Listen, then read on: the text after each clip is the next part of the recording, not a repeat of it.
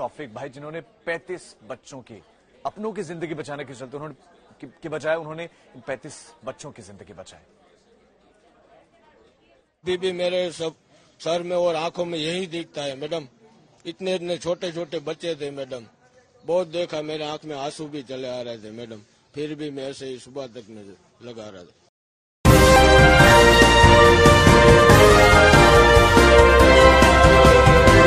आदाब, नमस्कार, अस्सलाम वालेकुम नाजरीन। पल पल न्यूज से मैं हूं आपके साथ नदीम अकरम। गुजरात पर इस वक्त सबकी निगाह बनी हुई है और केंद्र सरकार के तमाम मंत्री गुजरात में मौजूद हैं।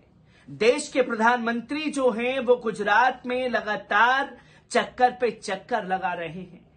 चाहे बात की जाए विपक्ष के नेताओं की, तो विपक्ष के नेता भी गुजरात में मौजूद हैं, क्योंकि गुजरात में चुनाव है। और गुजरात में जब चुनाव है तो बीते 25-30 सालों से किस तरीके से भारतीय जनता पार्टी का गुजरात में कब्जा हुआ है, उसकी तस्वीरें भी देश की जनता के सामने हैं। और कैसे गुजरात का प्रचार प्रसार किया गया है, ये बताते हुए कि साहब, गुजरात मॉडल जो है दुनिया भर में प्रसिद्ध है। और उस वक्त गुजरात मॉडल की पोल खुल गई, जहां बीते कुछ दिन पहले ही उद्घाटन करते हुए देश के तमाम दिग्गज नेता नजर आए थे।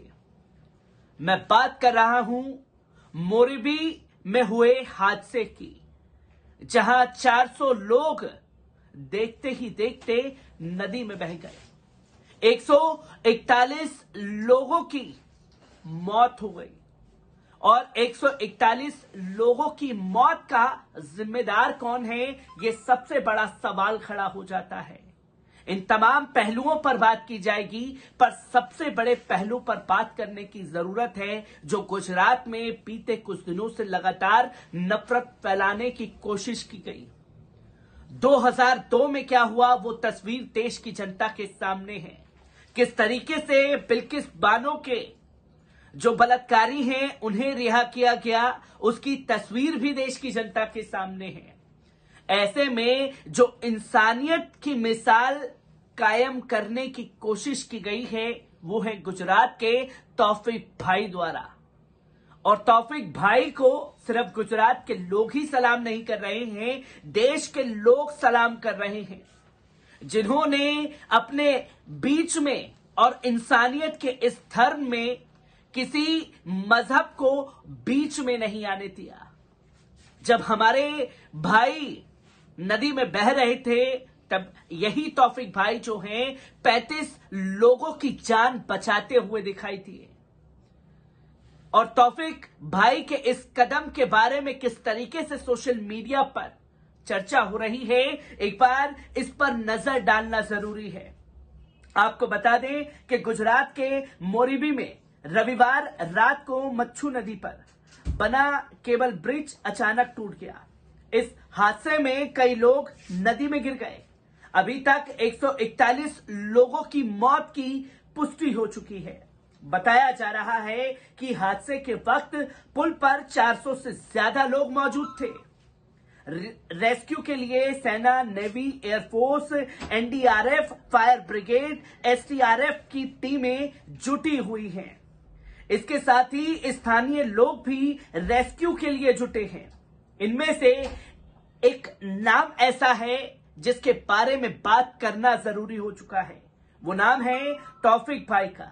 अस्पताल में अपनी बेटी की डिलीवरी कराने आए तौफीक भाई ने हादसे के बाद न धर्म देखी और न जाति।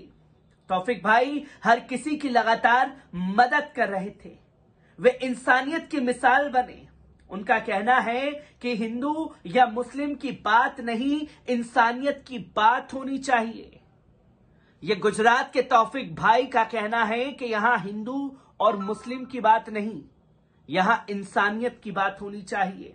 तौफीक भाई ने हादसे में घायल 35 से अधिक बच्चों को अस्पताल पहुंचाने में मदद की। वे अपनी बेटी के दर्द को भूलकर बाकी लोगों के दर्द में शरीक हो गए और जान बचाने की मुहिम में जुट गए। आज तक से बातचीत में तौफीक भाई ने कहा, यहाँ जाति मजहब की बात नहीं है, यहाँ इंसानियत की बात है और हमें एक दूसरे की मदद करनी चाहिए। क्योंकि मेरा मजहब भी मुझे यही सिखाता है और आपका धर्म भी यही सिखाता है कि अगर हमारा कोई भाई मुसीबत में है तो हम अपनी जान पर खेल करके अपने उस भाई की जान बचाएं, जो कि एक बड़ी सीख देते हुए तौफीक भाई नजर आए। तौफीक भाई की तरह चाय वाला राजू भी देर रात से ही लोगों की मदद में जुटा है। राजू हादसे के वक्त मौके पर ही थे। ब्रिज को टूटता हुआ देखा तो लोगों की मदद के लिए आगे बढ़े। राजू की गोद में ही एक बच्ची ने दम तोड़ दिया। राजू ने 10 से ज्यादा लोगों को बाहर निकाला। पूरी रात लोगों की मदद कर रहे थे। एक गर्भवती महिला को वो बचा नहीं पाए। जिस केबल ब्रिज 100 साल से ज्यादा पुराना बताया जा रहा है, ये ब्रिटिश शासन के दौरान बनाया गया था। इसे गुजराती नववर्ष पर महज 5 दिन पहले ही रिनोवेशन के बाद चालू किया गया था। रिनोवेशन के बाद भी इतना बड़ा हादसा होने पर अब कई तरह के सवाल उठ रहे हैं। बताया जा रहा है कि फिटनेस सर्टिफिकेट लिए बिना ही ब्रिज को शुरू कर दिया गया, क्योंकि देश में यह तस्वीर दिखानी थी कि साहब हमने ये काम किया है, हमने चुनाव से पहले इस तरह की चीजों को अंजाम दिया है और अब हमारा जो मॉडल है वो पूरी तरीके से तैयार है और उस मॉडल के आधार पर जो है वो बात होनी चाहिए। क्योंकि हम बीते 5 सालों में क्या किया क्या नहीं किया, उन तमाम चीजों की रिपोर्ट तो देंगे नहीं। जो नई चीजें करेंगे उसका मीडिया में प्रचार प्रसार करेंगे और मीडिया में प्रचार प्रसार करेंगे और ये बताएंगे कि 5 दिन पहले हमने इसे चालू कराया था। और जब चालू कराया था तो 400 लोग पुल पर मौजूद थे।